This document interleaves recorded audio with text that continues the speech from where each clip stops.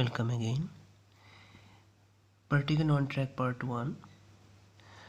We have just discussed about if a particle just accelerates and again just decreases within a certain moment, that instant it deaccelerates. Accelerates, deaccelerates. In the first lecture of that series. In the second lecture, particle on track, I have told about a particle accelerates moving with this velocity achieved for some time and then again returns and again becomes 0. Now you are trying to fetch something new. What is it? Just wait for it. Just think now it is a particle and this particle is moving with an acceleration, we can say alpha. Okay, and it covers a distance d1 d1 from the starting point. At the starting point it will be at rest at t equal to 0, and in going this distance d1 the time taken by it is t1. So obviously when it reaches this point after covering a distance d1, the time will be t1 plus 0 obviously, so I just write just t1. So when it reaches this point, at that time obviously its velocity is not 0, it has some value. Okay, after that again it starts its journey without taking any stop, and now it is again moving with the same acceleration, no retardation here. Again it now moves a distance, say d2. Okay, and it reaches this point, and at that time we can say its velocity is something else, that is w, I can say, and the time taken in completing this distance d2, the time taken is t2. So the t equal to t1 plus t2. Okay, so how we can represent the real scenario? Just like capital P, it is your friend home, and capital R, it is your home. When he just starts from his home, he just make a phone call to you, just I am just out. So he's starting his journey, continues it, and after at the time Q, when he reaches the point Q, at the time you called him that where you were. He said I am at the position Q. It obviously it have some names, so just like some name of the street, that is I am here, and then he says come fast, but your friend, no, I will move with the same acceleration, and he takes the time t2 and reach there after a time after covering a distance d2. So what is the distance from your friend's house to your house? Your friend's house to yours, the distance is d1 plus d2, obviously order of several kilometers, and this may be the order of minute. Okay, so if I want to find out what is the constant acceleration you have maintained, okay, what is the constant acceleration you have maintained in reaching your friend's house, and obviously you have not changed your acceleration after getting a phone call also. So let us consider, write down the equation of motion. We consider this is the first event and this is the second event. So for the first event, if I say that is d1 equal to, say it is u. Okay, say it is u. Here I just considered, in the previous case I have considered the initial velocity is 0. Now in this case let us consider the velocity is not 0. Velocities have some values. Okay, it's just moving. Okay, so it is u t1 plus 1 by 2 into alpha into t1 square. Okay, and here you can say that is v1 equal to u plus alpha t1, v equal to u plus alpha t1, not should not write v1, it is v plus u alpha t1. And so these are two equations for the event 1, and for the event 2 we can write down the equations, that is d2 equal to, the initial velocity is v now, so it is v into t2 plus 1 by 2 into alpha into t2 square, and no acceleration is here. So if I write down what is w, so w equal to the final velocity, w equal to v plus obviously v is the initial, v plus alpha, obviously alpha t2. Okay, so if I try to find out what is f here, so I just find out that d1 by t1, if I write from this equation, d1 plus t1 if I write, then d1 equal to ut1 plus 1 by 2, not t1 will be just divided 1 by 2 into alpha into t1. Here also if I write down, it will be d2 divided by t2 equal to v plus 1 by 2 into alpha into t2. What is v? V equal to u plus alpha t1. So if I replace this, u plus alpha into t1 plus 1 by 2 into alpha into t2. Okay, so if I just subtract this from here, that is d2 by t2 minus d1 by t1, d2 by t2 minus d1 by t1, you may ask this thing that why I am following this type of things, that is d2 by t2 d1 by t1, because the question is asked the equations that you have to prove that is in the option are of these types. So d2 by t2 minus d1 by t1, okay, so it will be u plus alpha t1 plus 1 by 2 into alpha into t2 minus of u minus of half of alpha t1. So obviously from here this thing cancels out, and obviously if I calculate this thing, this thing becomes d2 into t1 minus of d1 into t2 divided by t1 t2 equal to, here is alpha t1, here is minus half of alpha t1, so it will be 1 by 2 of alpha t1 obviously, so it will be 1 by 2 of alpha t2. So if I take 1 by 2 alpha common from here, then d2 t1 minus of d1 t2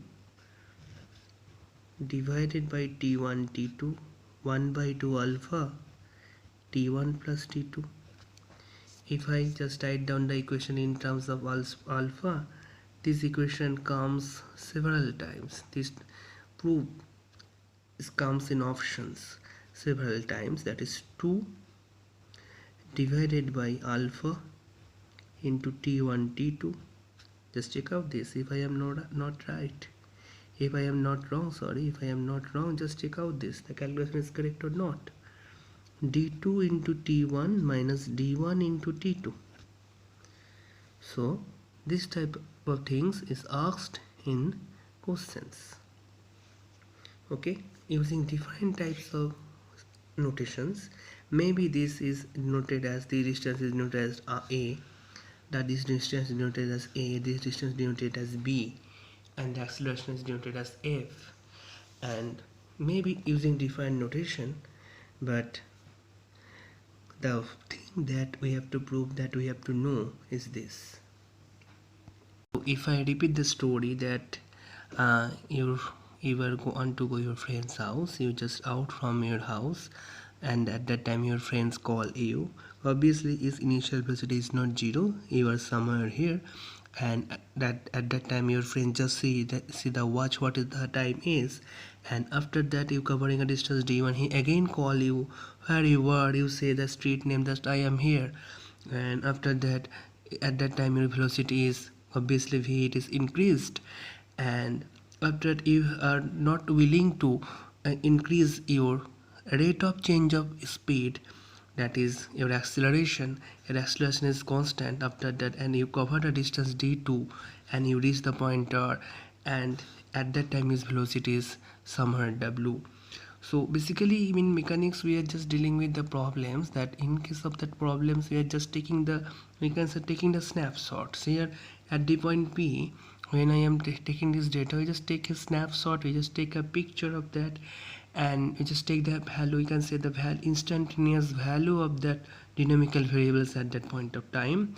Again at the point q, again we take the instantaneous value of dynamical variables at that point of time or at that position. Again at r we just take the value of dynamical variable, instantaneous value of dynamical variable at that position. So these way basically different types of different points the datas are given, and from that you have to find out the dynamical variable just like the acceleration alpha. But I want to say in most of the cases here basically here calculating the average acceleration. In example, since not only the acceleration is given on this particular form, maybe it represents, and I have also seen this thing in some famous books, that is it is given like this way, that is d2 by t2 minus of d1 by t1 divided by t1 plus t2. They may use several notations. In some famous book I have obtained this notation, that in that notation it is said that it is s prime divided by t prime minus of s by t, there is 2, and the acceleration of, why I am writing this, sorry, because I am finding acceleration. So here it is t into t prime plus t, like this it is also represented. It is also represented in other ways that I am in some other books, in some other exams, competitive exams, it can be represented as 2 into b into t1 minus a into t2 divided by t1 t2 into t1 plus t2. So whatever be the expression, it basically represents the same thing everywhere. The value of the name of these, the distances may be changed. Sometimes the time intervals name is changed, use different notation, but they cannot change the physics that I am going to say. All the time they cannot change the physics, they cannot change the concept. They may use a different notation, and different way they can represent the answer to yourself. Only this thing they can do. This is the age of information. Now if we increase the amount of information, then the accuracy will be greater. The accuracy rate will be greater. If I take the two events, two intervals, if I increase the number of intervals to 3, then how it will be? Let us take a very simple problem, just like it is the point P, it is the point Q, it is the point R, and it is the point S. I take all of these points at the same distance, that is here it is D, in between Q and R it is D, in between R and S it is D. Okay, now I am just looking some particles trajectory. When you start moving from here, I just make the stopwatch on. When I make this stopwatch on, when it in going from P to Q, it takes the time t1. In going from Q to R, it takes the time t2. In going from R to S, it takes the time t3. Okay, and if I just define the velocities, that is here the velocity is u, here the velocity is v. Here the velocity I can consider u1, here the velocity I can consider u2. But I have no information about that, about the velocities. So how we will do this thing? D equal to average velocity into time. Clear? D equal to average velocity into time. U plus U1 divided by 2 into time. So D by T1 equal to U plus U1 divided by 2. Okay. Now for the second interval, if I want to find, then I think you understood this thing. That's D by T2 equal to U1 plus U2 divided by 2. Now for the here to here I have gone. Now from R to S. Now for the R to S, if I want to write, then D divided by T3 is U2 plus V divided by 2. Now in going from P to S, it goes the total distance 3D. If I take this thing for the total, 3D by T1 plus T2 plus T3. If I write down this thing, I think I am not wrong. Total distance by total time is equal to the average velocity. So I can write down this thing as U plus V divided by 2. U plus V divided by 2 for the total time interval. Okay. So if I want to eliminate the informations about the velocities, because I have not known to us, because just see here, I just write down D divided by T1 minus of D divided by T2 D divided by T3. This is the mathematical geometry.